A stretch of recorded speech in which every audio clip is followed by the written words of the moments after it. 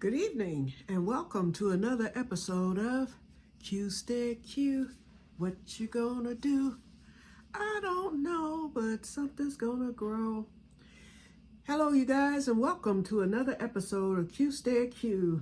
First of all, I want to apologize. I haven't answered any of my comments from yesterday, and I've only watched a couple of videos, but I have not commented on them yet. I haven't felt the best today, so I guess it's time to see the old doctor. It feels as if I'm coming down with bronchitis or something, and you all know I'm masked up every time I go out. But our weather has fluctuated. We got bitterly cold a week ago, and now it's fairly warm, 30s if you want to call that warm, but for us that's summer, okay? So these weather, fluctuations are starting to get to me, I guess. Today, what I did do, I do this every year, and I've already done it. I think I did it back in either early December or late. It might have been right around Thanksgiving time. My mother used to do this all the time. During the winter, she would always, and particularly in January, during what we call the January thaw, she would always open up all the windows and doors and just let the air come through and blow all the germs out. And it kept colds down in our household. We rarely got colds. I mean, every now and then we come down with something. My thing has always been either bronchitis or a sinus infection. And with me using that CPAP with the humidity, I think that's what's causing this, because I know it's sinus related for sure. So basically, but today is the first day that it's actually had me down to the point where I just don't feel 100%. I would say I feel about maybe 90%, but it's like I'm kind of tired. I've been sleeping in, and I'm back to my regular sleep pattern, but I'm still sleeping later than usual. I've got this eye doctor coming up on the 1st, which is a week from tomorrow. So I want to get myself at least in tip-top shape before I start discussing surgery, which probably won't be until March, because my sister announced to me that she had already paid and planned for, well, it was after we found out I was going to need surgery. And so I told her, well, if I go on the 1st, I said, I don't know when he's going to schedule surgery. I said, I would think that with him doing the measurements on that day, he's probably going to schedule surgery immediately or at some point during the month of February. Well, it can't be on the 20th because I'm going to California for a week. I'm like, thank you. So now I have to figure out, I've got to discuss with the surgeon, what date, and it'll probably be March. I would rather have the surgery after she's back than to have the surgery before she goes. And if anything occurs complication-wise, or I already know I'm not going to be able to drive, because he told me I'm going to be able to see 20/20 out of the left eye and still blind as a bat in the right. And he said that's going to be the worst part of the surgery for me. And so it's at least 2 weeks to a month before they do the other eye. So he had already told me I probably would not be able to drive during that time. So back to what I was saying, I would rather her or she be back before I have the surgery at all. So now we're looking at March, because she'll be gone from the 20th until the 25th. Then, of course, you have to give a few days for rest and all that stuff, So we'll see how it all pans out. But I will speak with the doctor regarding it. Anyway, and then that messes me up, because I usually, when that March, weather break comes, I'm usually on the bank. As soon as that water, unthaws, JD and I are usually at that island getting in on the last of the winter fish, because those are your best tasting. Well, it looks like I'll probably be missing that this year, unless this surgery is like what people say. But I still don't want to do anything that could damage my eyes or cause any issues, even with fishing. I can't lift, I won't be able to lift over 10 pounds, which is my lift restriction anyway, so that's no problem. But the bending and things like that, that's associated with fishing, I won't be able to do that. So that kind of takes the fun out of it, having to be careful with everything while I'm trying to fish. Okay, well, anyway, I opened up my 10 pack of, or 10 bean, vanilla bean, and was pleasantly surprised. Now, this is the 25 bean pack, nothing. And every time I've ordered that, nothing. I ordered the 10 bean pack, and look at here, y'all. First of all, they sent me the sticker. Then they sent me, you know, their card, which I thought was nice. But what I've never received, they sent me a magnet, and it has the vanilla making recipes. It tells you the ounce to the milliliter of how to do it, although I don't follow the FDA. And this is the FDA because it lists FDA right on there. But I'm going to put this on the fridge as one of my important magnets. Well, I can stick it on there when I'm done. That will go on there. Now, this is totally against the rule. And that's what I'm getting ready to do now. Make my vanilla. First of all, I'm saving this. This will not even be open. Okay, what I did was I poured the new Sweeney out of, remember I had that in the old vanilla beans, and then I was going to add a few new ones there to get it to extracting. Actually, it was extracting pretty good already. It was a lot of, you know, caviar in this. What I did was I grabbed those beans that, remember when I put the beans in the sugar a week ago? Well, I had beans left over that I had refrigerated in the plastic bag, and they held up very good. Those were the original beans from the vodka vanilla that I poured out. And those beans, after I rinsed them and everything, no hint of liquor, is totally vanilla. So what I did was I just went on and stuck those into this bottle, which is where the Sweeney was, and that's where the Bacardi is going to go. Because the other beans in there are the ones from the original Bacardi rum. And so I'm just going to pour this in this. And, you know, this is just my, after the year, we'll be using this. And I may throw a couple of these because I don't think I'm going to put the full 25 in the Sweeney. I'm just going to cut and I'm going to fill it until I feel that it's enough in there to really get it going. And it will be more than 10, believe me. Oh, it's going to be a lot for that Sweeney because it's strong. But, so that's what I'm getting ready to do. So I'm not even going to do the cutting on camera. I'm going to do that separately. I do have my scale here. I will be weighing, you know, the new beans that I'm putting in the Sweeney. Although that's going to be probably a triple fold, just like the other one. But this Bacardi, I will do this on camera. I will pour it. And I also brought my shot glass because I'm going to take a taste test. And I'm going to need the burn of the rum because of this, whatever's going on with me, the sinuses or whatever, because it's got my chest hurting. You know how your chest hurts when you're coming down with a cold or sinus infection. I haven't had that feeling in a long time. But like I said, I did on today. And I didn't know that this and the Captain Morgan plastic.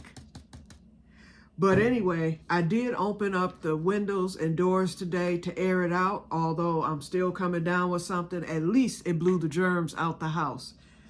So here we go. So yeah, this is, and it has the little spout. Let's smell it. Okay. It smells a little vanilla-y. So I'm going to fill this up. And let's see. It looks like actually it's taller than, it's more of this than the bottle. So I know that I'm going to be, I'll have some of this left over. So let's get it in there.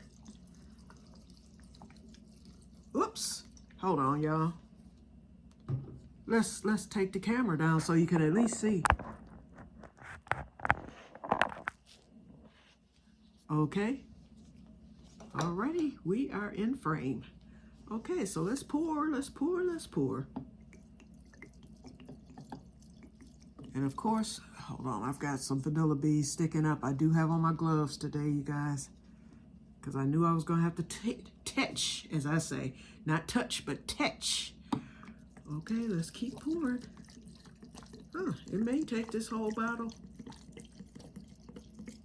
And I know I said I was going to be using this batch to, I said probably to either sell or give away. I won't be selling none of this because it is not, oops, I just spilled some. It is definitely not FDA standard for one. So no, so with that said, I probably won't be giving any away either. I'm saving this so that my 4-year, I'm gonna try to stretch this 4-year, this Kirk and Sweeney to 4 years also. And another thing, I will not be purchasing, like I had mentioned, another bottle of Kirk and Sweeney. I thought about it. I looked at the other Kirk and Sweeney. With this one, it should fill up that gallon. It should fill up that gallon mason jar or come close to it. That's enough. You know, I said, okay, that's enough. So this quart size of the Bacardi, this should be enough, because this quart size, if I'm not giving it away and all that good stuff, which I'm not going to be doing. In fact, no one knows that I'm even making this batch but you all. That's it.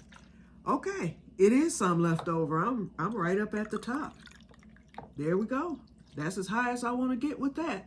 And look, I've got a good ounce left, so I'm gonna pour just a little because I do want to taste this since it's the spice, or what's it called? Bacardi Gold. So I poured a little bit, and of course I'm gonna bring it back on camera. And I'm gonna just put this at my little bar, and so if my sister comes by or something, there's a drink there. They drink, I don't. Everybody drinks but me. I've never been a drinker. I was the smoker back in the day. I vape now, as you all probably already know. And I'm getting ready to quit that, okay? And I have quit before, and we won't even discuss how I got started back. But believe me, it's finna end once again. Enough is enough. But I've never been a drinker. And so, but everybody else is. So when they would talk about me smoking, I'd be like, okay, lush. And so then they left me alone, because I said, none is no more dangerous than the other. Okay, but anyway, oh, and I wanted to show you.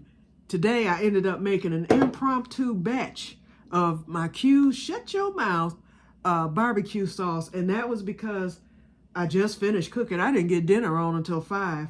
I baked some chicken wings, and I decided to pour barbecue sauce over it. And I was very low on my barbecue sauce, so I was like, ooh, I've got to make a batch.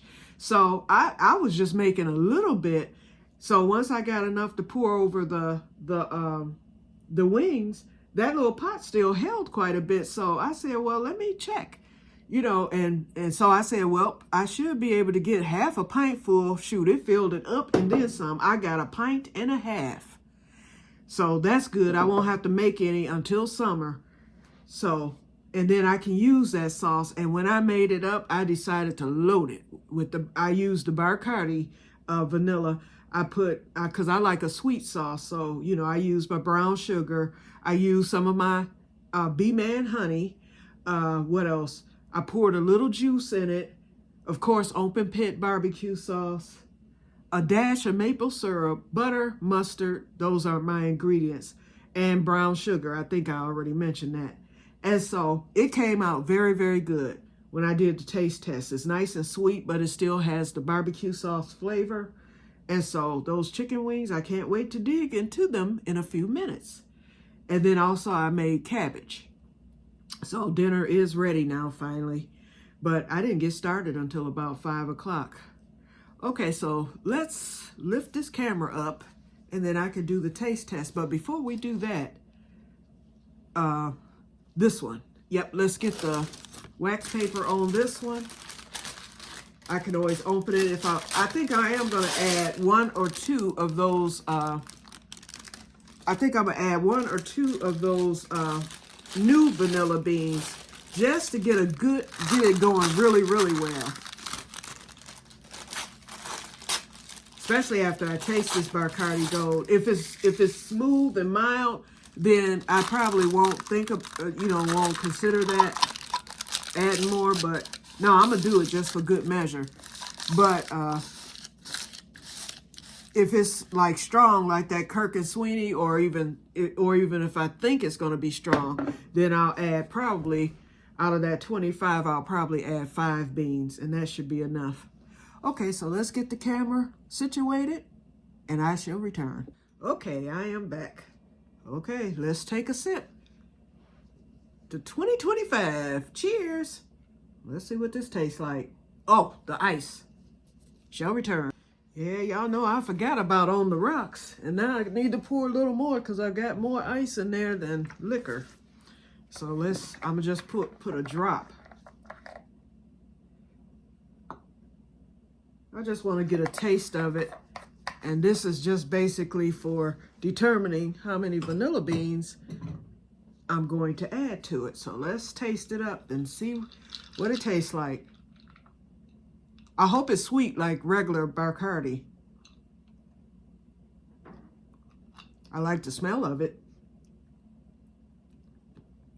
Ooh. Ooh. I don't like the taste, but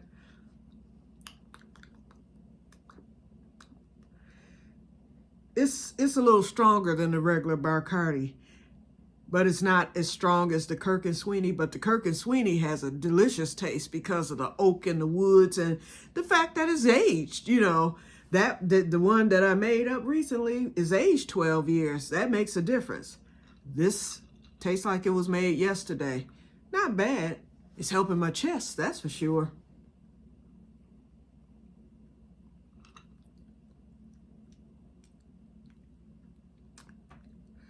Okay, that second taste wasn't as bad as the first. It's burning my mouth. I know that. Yeah, this is smooth, but it's gonna take the full 5 vanilla beans, if not more. Shoot, I might have to open that 10-pack. I might have to throw that 10-pack in there. Although there's a lot of vanilla beans in there, I just want to get that extract going real good. I tell you what, I'll just put the 5 in there because it's going to be 10 because I'm going to cut them in half. And then in 6 months, because this is from today, actually, 1/26/25. So July 26th, we will do a 6-month taste test with that because my last Bacardi rum was actually ready in 6 months. I don't think this one's going to be quite ready. And if it has some liquor taste, it won't be bad.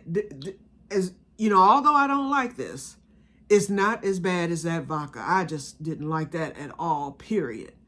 And even after 2 years, it was just horrible. But this, I can tell that even if there's a liquor taste, it's not going to bother me. But I'm quite sure with all them vanilla beans in there, it's going to extract that liquor out. So I'm not really worried about that.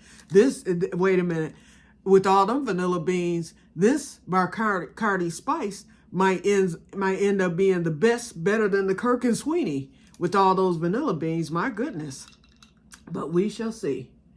But anyway, so I'm going to get ready to get off of here. And I'm going to get these vanilla beans cut up for the Kirk and Sweeney. Brand new beans going in. Oh, and I did take a whiff of it. It still smells liquory. It didn't smell like vanilla, but there's a lot of caviar at the bottom of this bottle that poured out, you know, when I transferred it. So I'm satisfied. And look at the color. So this will stay out. I'll begin shaking it, both of these, and then after a week, my other Kirk and Sweeney is in the cabinet in the laundry room because I said all my vanilla now will be under lock and key because everything is working. You know, the Bacardi has to work for at least 6 months, if not a year, and then the Kirk and Sweeney, that's 4 years. So both of those will be in there forevermore, really. It'll be, wait, this is 25. One is 1 year in. This one is a year behind. So I'll probably just take this one 3 years and then the other one 4 years. Then that way they'll be ready at the same time. But so those can stay in there until it's time, you know, to transfer it to the gallon mason jar. And then that'll be the end of that. This one, definitely in a year, I'll be refilling my 8-ounce. And I still have quite a bit of vanilla left over. When I filled that 8-ounce bottle, I filled it to the top. And I still had quite a bit left over. I have enough probably for another 8 ounces. And then my friend Cheryl, she came 2 weeks ago. No, last Sunday, actually. She came to get her vanilla. And then Sherry came to get hers. She just hasn't gotten her bottle yet, but she did get the vanilla. I gave her from the, no, I gave her the rum vanilla, and then she took a little bit of the Kirk and Sweeney also. Just a little. I didn't give her a lot. So, yep, so that's it. Okay, so I'm rambling now. So now I'm getting ready to get off. I'm going to eat. I'm going to get this vanilla done. I'm going to eat, and then I will get on YouTube, and I will be coming through to answer your comments and to finish watching your videos and commenting and liking your videos as well. And I wanted to let y'all in on a secret. And it's probably just me who can do this. I don't know why. Because, see, I watch YouTube on my television. Well, I found that if I pull your video up on the television, I can't respond on the television, but I respond through my phone. So if I pull your video up on the television and the phone at the same time, which is what I usually do, I can hit like on both, and it gives you 2 likes. So I just wanted to let y'all in on that secret. So for me, you are getting 2 likes. And if that's something that you can do, or you know someone else who could possibly do that, who watches YouTube on their television, tell them to do that through the phone and TV, and that helps. It really does. So I'm trying to help y'all out as much as I can. Okay, you guys. So, and I know I haven't been responding to everybody's videos lately, but I'll be getting back in there. So those of you, if I'm not responding to you, hold tight. I'll be coming through.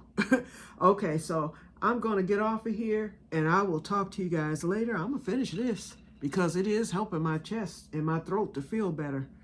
I will talk to you guys later, and may God bless you all. See you in the next one. Bye-bye.